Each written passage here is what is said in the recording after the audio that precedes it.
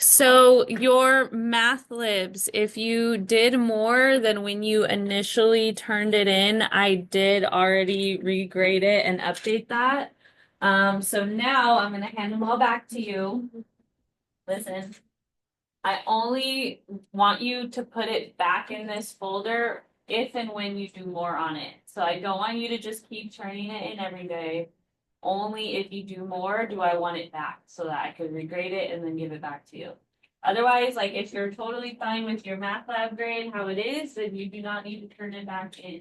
But I think math lab should be an easy A for everyone because it's mostly just doing the work. Only a little bit is based on accuracy.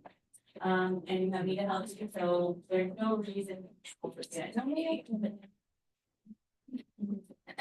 All right, but we're not done talking. So that I'm passing back to you. You could choose to prioritize that if that's a bigger chunk of your math lab grade. Otherwise, we did lesson 13 today, in my class at least. If you haven't gotten there yet, I did make sure it was enabled so that you could still try to practice. Problem, take down those answers.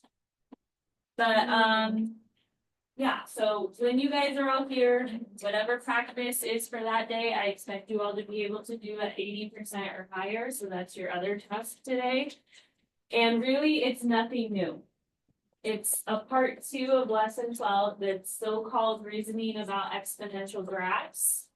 And aside from maybe seeing what it looks like when you don't have the x values right next to each other, everything else is review, even some of you from last semester.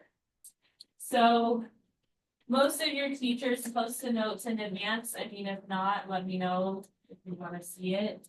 But really, like when I say the x's aren't right next to each other, I mean like the ones that are graphed that you can see, 0, 2, and 4 for the x, those are not numbers that are right next to each other, right? They're skipping numbers. So when you are trying to find the pattern, so like what you're multiplying by, trying to get to the next number, like what was provided is just what's in the blue. You having to, in the red, come up with what's missing to confirm the pattern. So like multiplying 1/2 each time. And when we are making the equation from the graph, we use the a times b to the x more than we use the other setup we've been using. So from a graph, you can more easily see your initial amount and what you're having to multiply by each time rather than what it's increasing or decreasing. We don't get that unless it says so in the so that's what we did today. The rest of it was review.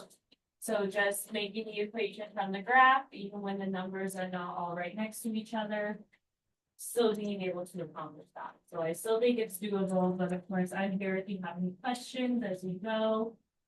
It could be from the math lib, it could be from any practice, not just today's. So if you help with that, let me know. Also, a couple of you asked about retaking a quiz. If that's you, come to table 5 and I'll get that set up for you.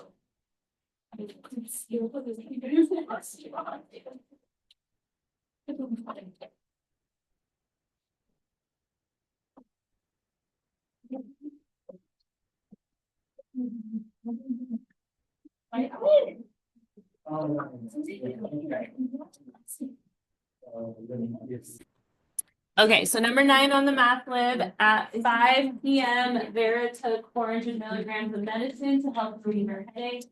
The table shows the amount of medicine in her system at different hours. If this pattern continues, find the approximate amount of medicine in her system when she wakes up at 7 a.m. the next day.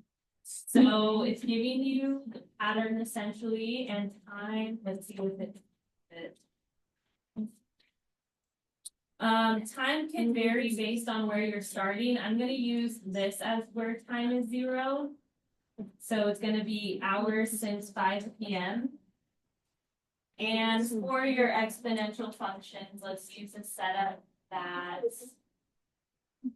uses the b, because from a table I can figure out what it's multiplying by rather than what it's growth rate is. So what is my A value in this? 400, that's my initial amount. My B, it doesn't tell me anything about it, like doubling, tripling, nothing like that. It doesn't tell me it's decreasing or increasing by a percentage. So what I have to do is I have to, since it gives me a table, and these are like right next to each other essentially, I would take one of the values and divide it by its previous value. So 350 divided by 400.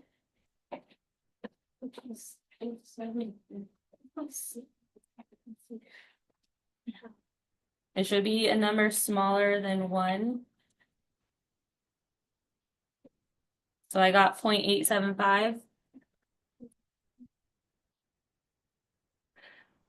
Is this what you said? Yeah, I put it in fractions. Oh, okay. I don't know what it is in fraction right now, but I know it's 0.875. And it'll be to the power of, because it wants it for 7 a.m. the next morning. How many hours after 5 p.m. is 7 a.m.? 14. So not 7 p.m., not 2 hours. It's 14 hours later. And then when you put it in your calculator, it should match the one that says whistling, I think, if I'm memorizing the answer key. So if you're getting a decimal that isn't that, then let me know. It might just be rounded. Okay, any other questions? Can be from the math lab, can be from the practice. A lot of people had questions during the practice, and I was kind of being obtuse on purpose so that you can figure it out. Did we figure it out? Yeah. Well, if you're doing it from here, then you need to do this as the initial. That's like. And then you would do it to the power of 12, and that could give you the same answer.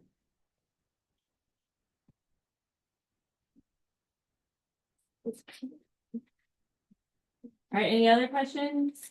Did we figure out the ones from the practice? So.